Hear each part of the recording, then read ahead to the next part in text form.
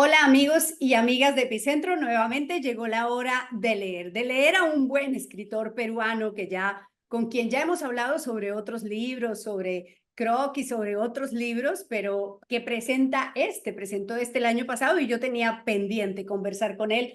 Es Ricardo Sumalavia y el libro se llama Mientras huya el cuerpo. Ricardo, bienvenido a Hora de Leer, un gusto tenerte de nuevo. Muchas gracias, Clarivina. Un placer también conversar siempre de literatura y de muchas cosas más. Muy bien, pues Ricardo, este es un libro, te decía antes de empezar, como difícil de clasificar, ¿no? Si me preguntan qué es, digo, bueno, es un cuento largo, es un poco una novela, pero también un poco memorias y es una mezcla de varias cosas. ¿Qué querías hacer con Mientras huya el cuerpo? Mira, en realidad creo que parto de un principio que tengo de qué yo entiendo por novela. Ajá. Para mí, la verdad, el término es bastante amplio, se convierte en una suerte pues, de cajón desastre donde todo es posible en una novela, quizás a diferencia de otros géneros. Y de hecho, incluso si analizamos la literatura, digamos, más clásica, siempre vamos a encontrar híbridos. El mismo Quijote también incluye texto o cuentos y se inventan narradores, es decir, son narraciones bastante lúdicas que a mí me atraen. Lo que es verdad es que con el tiempo se ha ido, digamos, como imponiendo una suerte de noción como si fuera única de novela, que con una historia, con argumentos determinados, un protagonista que queremos saber qué le pasa de principio a Ajá. fin. Bueno, novelas que a mí me encanta leer, por supuesto, pero que no me resultan escribirlas. No las puedo hacer como quisiera. Más bien estas, por mi carácter, quizá también tiene que ver por mi frecuente dispersión cuando quiero armar un proyecto. Esa dispersión la he tratado de potenciar en la literatura y creo que más particularmente en este libro Mientras huye el cuerpo, Sí. donde quise ser, me acuerdo cuando me planteé el proyecto, dije, quiero escribir una novela donde esté Ricardo Zumalavi en todas sus facetas, es decir, como escritor mismo, escribiendo ese cuento que se llama Mientras huye el cuerpo, como Ajá. escritor que está involucrado, como un escritor que sabe de literatura, que es académico, pero también un escritor peruano que ha crecido, que pasó su infancia en el centro de Lima, que vivió en toda la década del 70 en el centro de Lima, y todo lo que supuso pues en su formación literaria y también social, su vida social, o sea, como Ujú. ciudadano también. Esta novela en su momento fue como un ajuste de cuentas para mí, Sí. de, porque a mi generación en los 90 para un grupo, no todos, nos acusaban un poco como de estar siempre en el limbo, estetas, preocupados por el lenguaje, y no me parecía algo tan justo, sino más bien como algo necesario en ese momento para tomar distancia y poder afrontar con un lenguaje ya construido estas preocupaciones. Creo que eso es lo que quise hacer con Mientras soy el cuerpo. Sí, bueno, entonces, para que nos ubiquemos, para quienes no lo han leído y hacerles un poquito sin spoiler de historia. Hay una mujer que es asesinada, hay un policía, ex policía, un policía retirado, digamos, que está ejerciendo de investigador, investiga casos particularmente de cuernos, que es lo que más contratan a los investigadores privados y a este policía lo contacta la mamá de la mujer y le dice, necesito saber qué pasó, por qué, porque ya sabía qué había pasado, pero por qué ocurrió lo que pasó.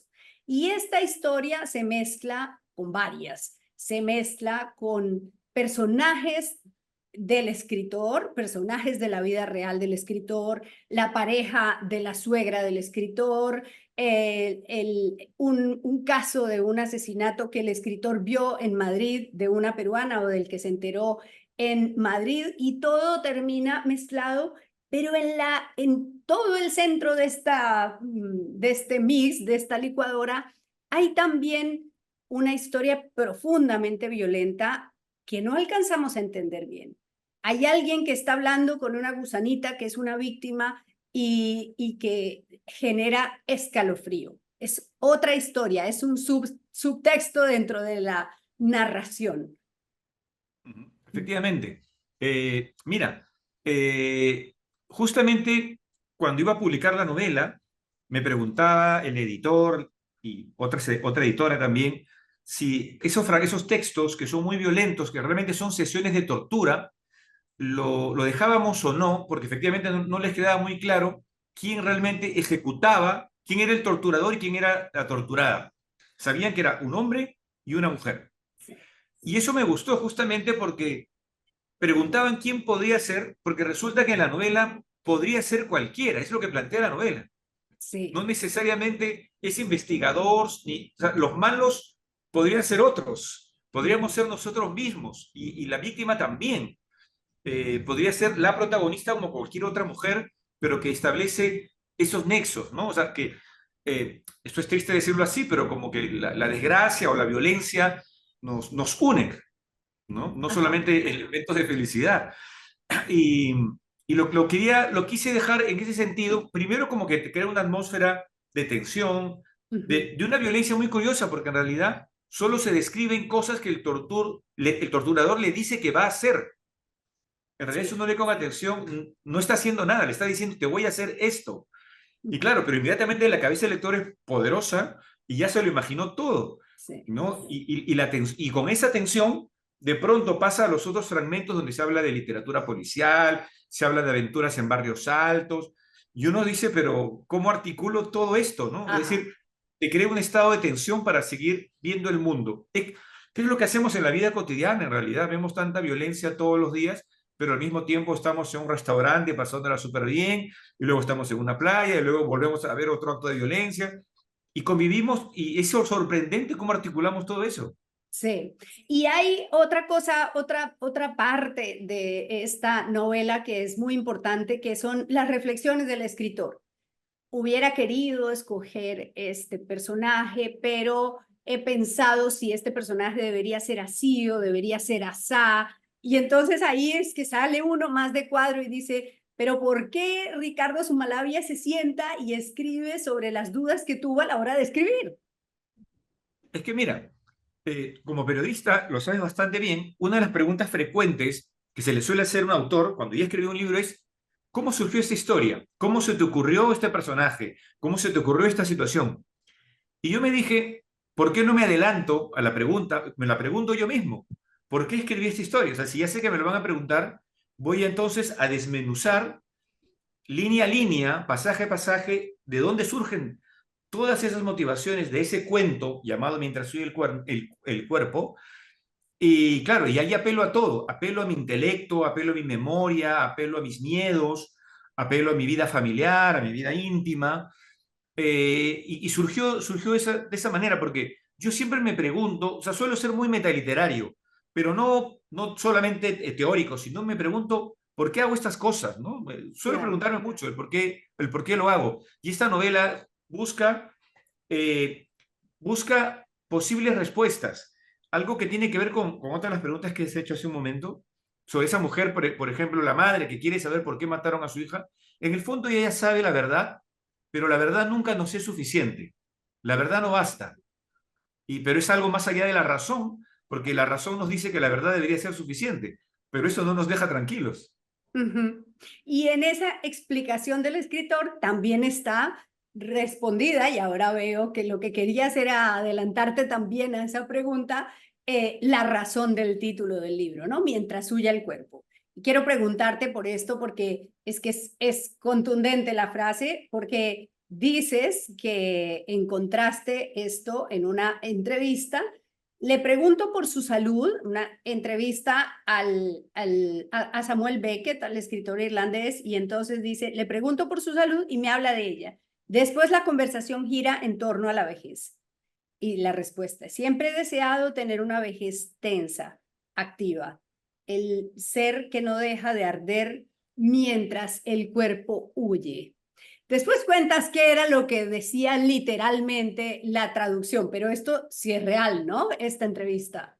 Sí, una traducción del francés, es lo primero que yo había leído cuando yo no hablaba francés, y esa frase me pareció hermosa, ¿no? Mientras el cuerpo huye, me pareció súper poético, ese esfuerzo, es decir, la muerte, el final que se acerca, pero estás de alguna manera dando toda tu energía, todo tu fuego en ese momento, y ya cuando yo vivo en Francia y aprendo la lengua, me busqué la entrevista original, y resulta que no, que en francés decía algo así, tandis que le corps s'enfuit, foutre le camp, tandis que le corps se foutre le camp, que es Algo así como mientras que el Entiendo. cuerpo se va al diablo, ¿no? Ajá. Antes de que se jode el cuerpo, algo así. No Era un había poquito nada, más nada de bonito poético. mientras el cuerpo huye, ¿no? Claro, pero lo que pasa es que a mí me gusta mucho el lenguaje, me gusta las frases, la poesía, leo mucha poesía, y esta frase me parecía, y en su momento me pareció ideal para poder arrancar el cuento que se cuenta, se narra, cómo empiezo a escribirlo, y luego la novela misma, ¿no? Y hay muchas situaciones sobre el lenguaje también, hay muchas preocupaciones sobre el lenguaje, que está en mis otros libros también. Ujú. Sí, bueno, el lenguaje, yo tengo que decir, creo que te lo he dicho alguna vez, que se agradece mucho la economía del lenguaje tan cuidado, digamos. Ahora hay unas, eh, yo creo que ausencias de editores que permiten unos libros a los que les sobran 200 páginas, ¿no? Y que espantan a muchos lectores. Y incluso a mí que me gusta leer, a veces digo, uy, ¿cuántos libros alcanzo a leer si leo un libro de 800 páginas, ¿no? Entonces, se agradece, pero claro, esta economía de las palabras exige que sean las precisas. ¿Cuánto te cuesta escribir corto? No, en realidad, mira, afortunadamente, yo desde mis primeros libros me di cuenta que mi ritmo interno era de prosa breve.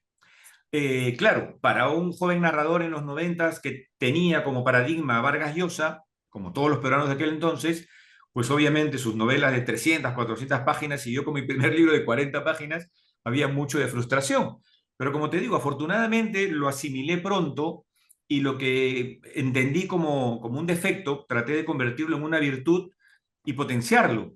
Y de allí, y además siempre, como te digo, me interesa mucho la poesía japonesa, el haiku. La brevedad ha estado alrededor de mi formación como lector y también como escritor. Escritor. Y de allí que yo me planteo, o sea, mi sueño es escribir buenas novelas cortas, digamos. O sea, yo no me planteo, me gustaría escribir La montaña mágica. No, yo sé que no está en mi ritmo. O sea, no soy de maratón, no soy de competencia 100 metros planos, saltos cortos. Pero trato en esa carrera corta dar al máximo, digamos, ¿no?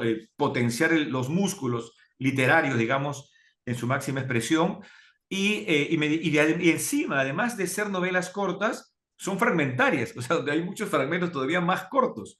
Ujú.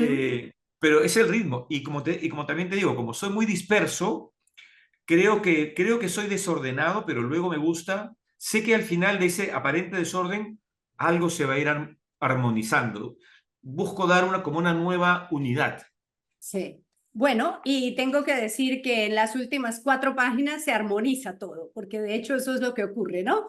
Ahí se explica más o menos quién es quién asume qué papel, en qué momento y por qué escribiste lo que escribiste. Así que yo creo que vale mucho la pena, que está muy bien escrito, como siempre, como todo lo que tú escribes y que lo recomiendo con cariño y con emoción. Gracias, Te gracias por tu felicito. recomendación. Qué bueno que te haya gustado. Muy bien, pues Ricardo, gracias por estar en Hora de Leer, gracias por decirme que sí cuando te invito a estar aquí en Epicentro. Es un placer. Y hay que seguir leyendo mientras oye el cuerpo. Exactamente. Y usted recuerde que no lo encuentre el diluvio, sino un libro debajo del brazo. Hasta pronto.